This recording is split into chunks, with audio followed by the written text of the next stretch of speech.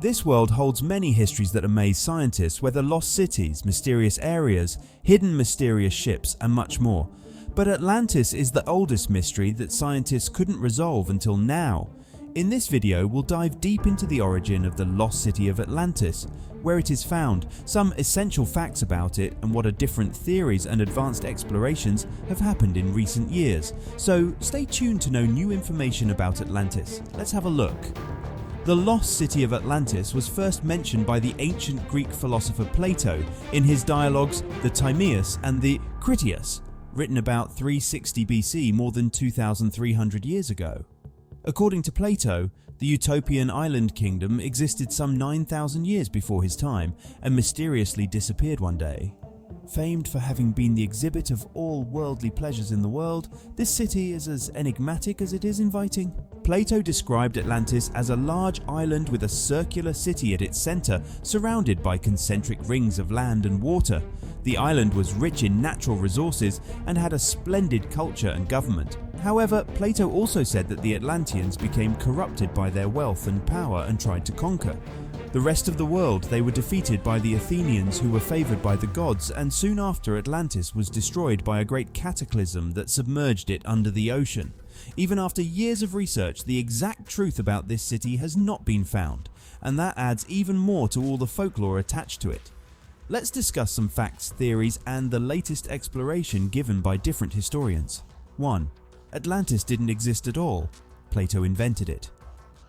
Though today Atlantis is often conceived of as a peaceful utopia, the Atlantis that Plato described in his fable was very different.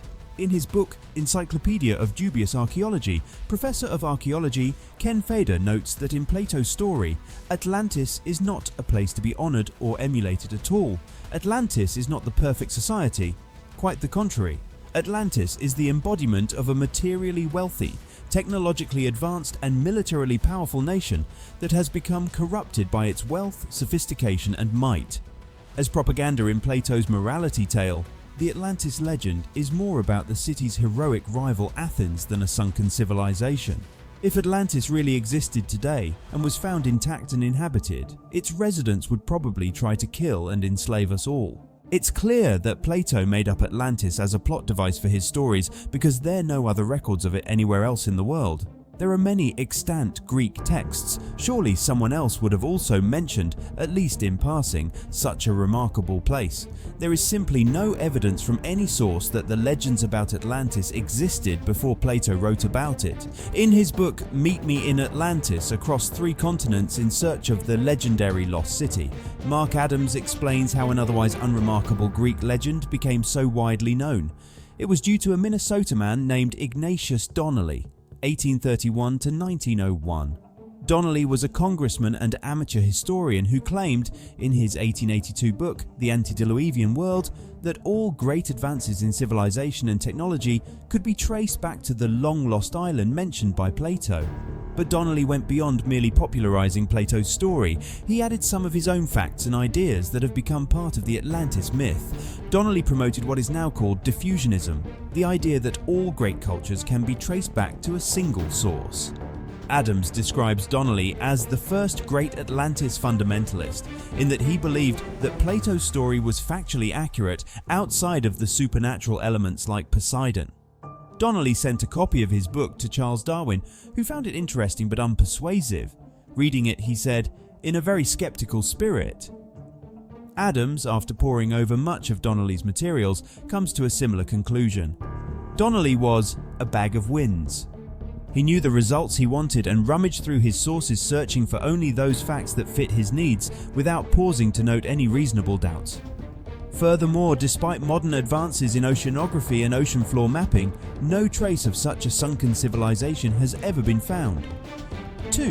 Atlantis is the story of the Minoan civilization.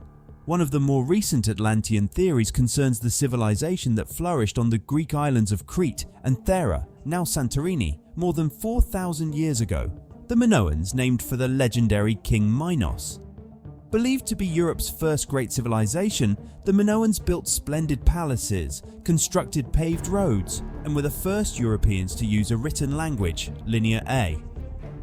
At the height of their power, however, the Minoans suddenly disappeared from history, an enduring mystery that has fueled belief in a link between this great doomed civilization and Plato's Atlantis. Historians believe around 1600 BC, a massive earthquake shook the volcanic island of Thera, triggering an eruption that spewed 10 million tons of rock, ash and gas into the atmosphere. Tsunamis that followed the eruption were large enough to wipe out Minoan cities throughout the region. Devastation that may have made the Minoans vulnerable to invaders from the Greek mainland. 3. Atlantis was Antarctica. According to Hapgood, 1958 book Earth's Shifting Crust, around 12,000 years ago, the Earth's crust shifted, displacing the continent that became Antarctica from a location much further north than it is today.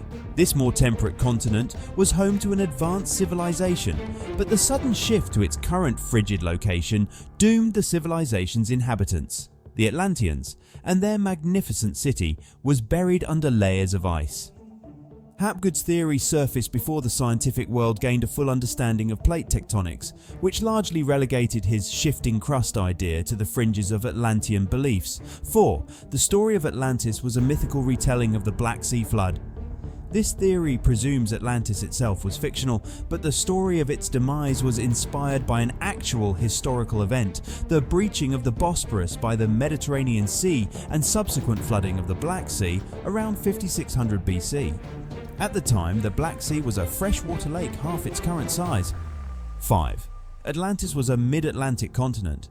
In his 1882 book Atlantis, the Antediluvian World, the writer Ignatius Donnelly argued the Atlantic Ocean was only a few hundred feet deep. Donnelly described a continent flooded by shifting ocean waters that sank in the exact location Plato said it did. In the Atlantic Ocean, just outside the Pillars of Hercules, the two rocks that mark the entrance to the Straits of Gibraltar.